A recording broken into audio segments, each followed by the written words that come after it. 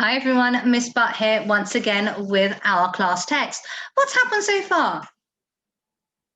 That's right, so Magnus, Brianna and Alva found Gudrun and Ingild on the mountain. They had something to do with the missing Englishman and the monk. They told their story and Brianna has granted them some mercy and has told them to run and never to come back to Kilsgard. So, shall we continue? She spun the sword over her head, its blade catching the light of sunrise as it swooped over her. Magnus pulled Alva back from Ingold, and beaten man raised himself to his feet. Gudrun took him firmly by the hand and pulled him away. You have shown mercy, Ingold said. I would have shown you that kindness. Thank you. Then they turned and scrambled away down the side of the cliff towards the water. Alva rounded on her mother. What have you done without him? We cannot show the Jarl who was responsible for taking the Englishman. We will be suspects, and did you not want to punish him for betraying father? Be calm, Alva, her mother said. Old friendships are never pure.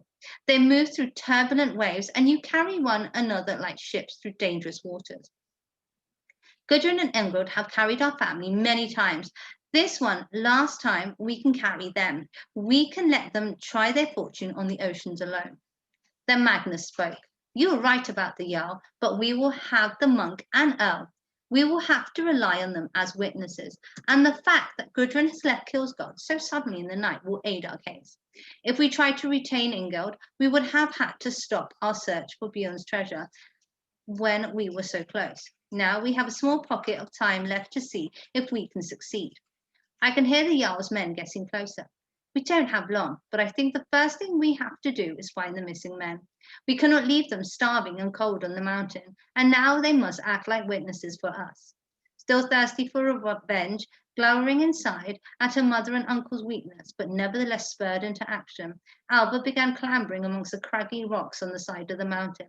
The mouths of hundreds of caves gaped towards the sea, and were connected by a network of tunnels that run through the heart of the mountain. Alva thought she would return here with Fen when the drama was over and explore them more thoroughly, but for now she was on the hunt. She called out for the Englishman, and after peering into the mass of 10 or so caves, she heard a faint reply. Here! Alva cried, scrambling further along. Further along, she saw a particularly large entrance with a fire still burning. She closer and called out, Uncle, Mother, I found them! Two bodies were hunched up against the far wall, Wolgarth of Bamberg and Edmund of Lindisfarne.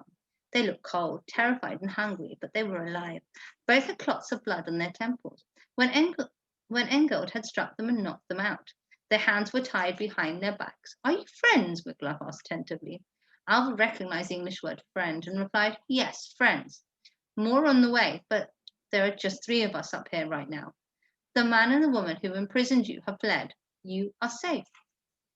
Seeming to grasp the sense of her Old Norse babble, Wiglaf gave a deep sigh of relief, but the monk Edmund seemed more agitated.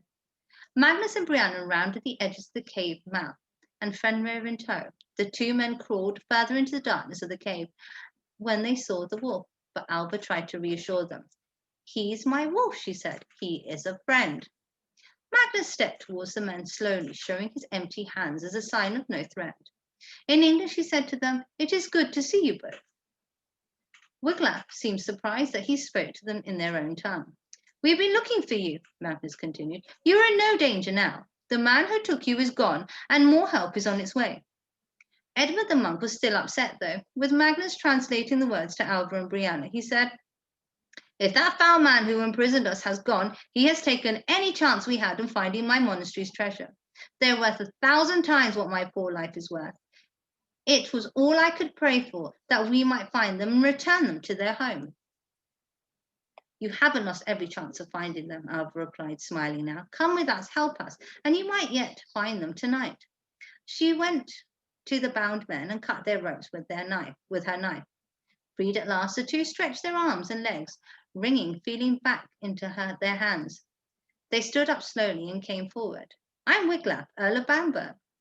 And then, O King, Edwin of Northumbria, the first said.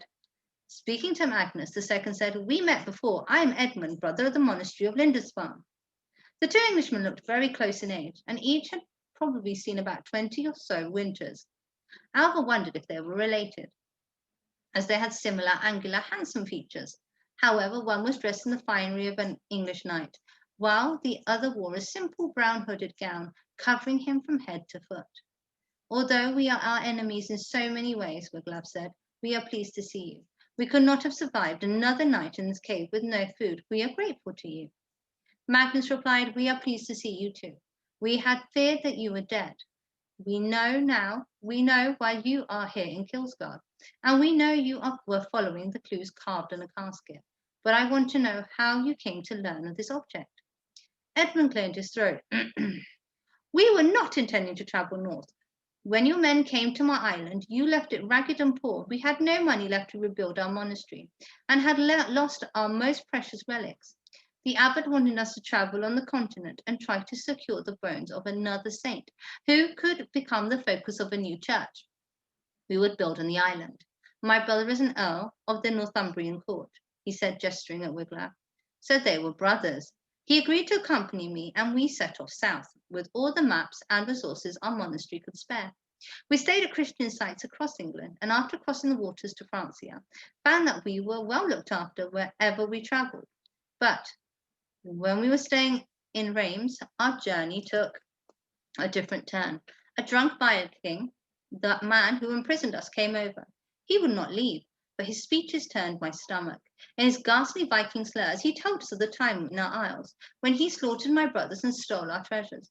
He could not understand all of what he spoke, but he recognized that he knew where our relics were, and he had a casket of clues which could lead us to them. This was fuel to the fire for myself and my brother. He wanted to retrieve Lindensfarne's treasure with every fibre of our being. So while the man was lying drunk in his bed, we found the casket and escaped. We had to change our plans of travelling to Constantinople, and instead we rode north. The trouble began when we got here, to this God-forsaken land. It is so hostile. It's like the mountain wants to defeat and destroy us. We thought we were lost, but now you are here, and perhaps we have a second chance. Magnus had listened carefully, relaying the story to Brianna and Alva in their own language. Eventually, he turned to the Englishman and said, we may have the final clues to find your treasure.